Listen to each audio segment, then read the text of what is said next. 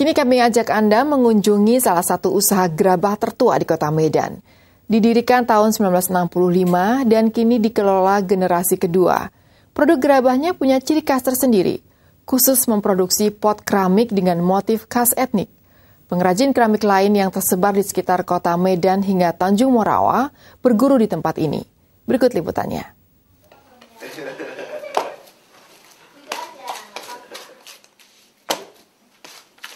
Injakan kaki di atas gumpalan tanah liat ini makin memadatkan tanah liat.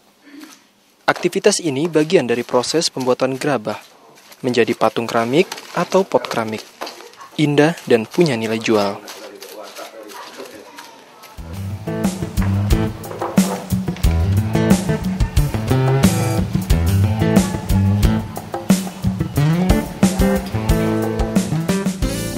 Dari pinggir Gang Sukatani, Medan, Sumatera Utara, terdapat usaha kerajinan keramik. Tempatnya mungkin sederhana, namun Serdang Keramik, demikian nama usaha ini, dikenal luas masyarakat Sumatera Utara. Serdang Keramik, satu dari usaha gerabah tertua di Kota Medan.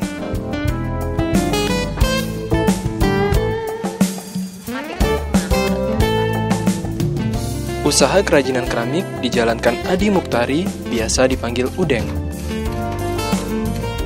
Serdang Keramik sendiri dirintis ayahnya, Sadiran, sejak tahun 1965 dari daerah satu ke daerah lain.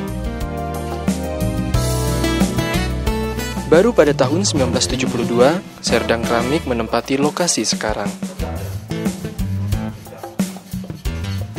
Seiring waktu, usaha ini terus berkembang. Dengan jumlah pekerja 8 orang, Serdang Keramik yang khusus memproduksi pot mampu melayani pesanan pot keramik dalam jumlah besar. Setiap bulan memproduksi 5.000 produk pot berbagai variasi. Harganya pun bervariasi pula. Terkecil dijual Rp10.000 dan terbesar Rp150.000. Para pemesan, kebanyakan para penjual bunga atau floris, tersebar di Sumatera Utara. Motif Serdang Keramik punya ciri khas tersendiri. Nuansa etnik terlihat kental dalam setiap bentuk. Kalau kami dari Serdang Keramik ini, yang kami angkat itu pada motif dari daerah. Ya terutama ya Karo, Batak, Dairi, ya etnis daerah lah yang kita angkat semua. Usaha keramik ini pernah mendapat penghargaan Upakarti dari Presiden. Sadiran, pendiri Serdang Keramik, mengajarkan kerajinan ini pada sebagian besar pemilik usaha kerajinan keramik sekitar Medan hingga Tanjung Morawa. Kalau zaman saya ini ya prestasi yang diperoleh belum ada. Mungkin kalau zaman Pak Sadiran itu orang tua saya, dia udah dapat karya yasa dari gubernur dan Upakarti dari presiden. Itu atas jasa pengabdian dia ataupun mengajar ke daerah-daerah itulah. Tak hanya menularkan ilmu pada pengrajin keramik lain, mahasiswa kesenian pun dapat melakukan praktik lapangan di Serdang Keramik. Kalau memang ada yang mau belajar ya kita terima.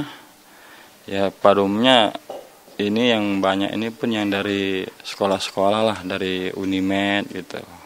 Jadi kalau entah di anak SMA gitu, pada umumnya orang tuh mengambil bahan baku aja dan ngambil contoh barang yang mau diproduksi gitu. Diajari di sekolah-sekolah sama muridnya, sama gurunya lah.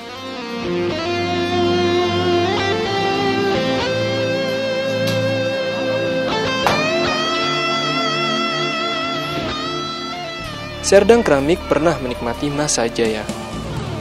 Namun kini menghadapi tantangan sulitnya modal dan tenaga ahli.